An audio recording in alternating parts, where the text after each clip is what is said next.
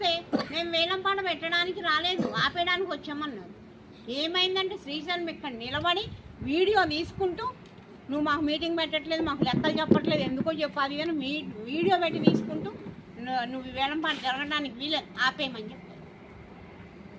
తర్వాత మనం మాట్లాడుకుందాం. ముందు వేలం పాటకి వాళ్ళు వచ్చారు, పాడుకునే వాళ్ళు వచ్చారు.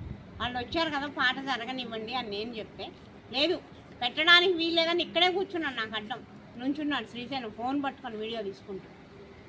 నేనన్నా సరేనండి, ఈమె చైర్మన్, వీళ్ళ ట్రస్ట్ బోర్డు మెంబర్లు, ఈయన చైర్మన్ మొగుడు, ఈయన ఆపేయమన్నాడు కాబట్టి నేను ఆపేస్తున్నానని చెప్పి నేను చెప్పాను.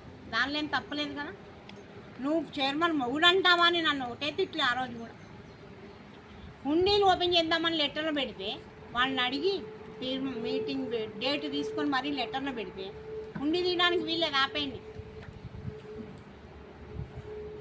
ఎప్పుడు మార్చిలో హుండీ తీశాను నేను, ఈ రెండింగ్ అని మార్చిలో హుండీ తీశాను.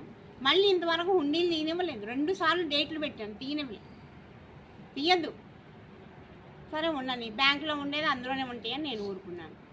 హుండీ ముచ్చట అది కూడా మీడియాలో చెప్పారు కదా, హుండీ తీసుకుందామని. ఈ వెంకటేశ్వర ఊళ్ళో చిన్న హుండీ ఉంది. హుండీ ఉంటే లోపలికి బయటికి రోజు తిప్పాలన్నమాట. ఆ మూలకి ఫిక్స్ చేసిన హుండీలు ఉన్నాయి.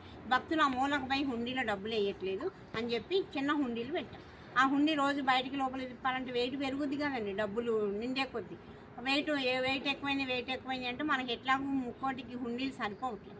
పోయినసారి 2 సార్లు నుంచి గట్టుమైసమ్మ హుండీలు తెచ్చి పెడుతున్నాం. తర్వాత పండగ అయినాక మళ్ళీ ఆ గుడికి ఇస్తున్నాం. ఎందుకు మనకు కూడా పర్మనెంట్గా ఉంటే 2 హుండీలు చేపిస్తున్నామని వాళ్ళకి చెప్పే 2 హుండీలు చేపించాను నేను. హుండీలు చేపించినాక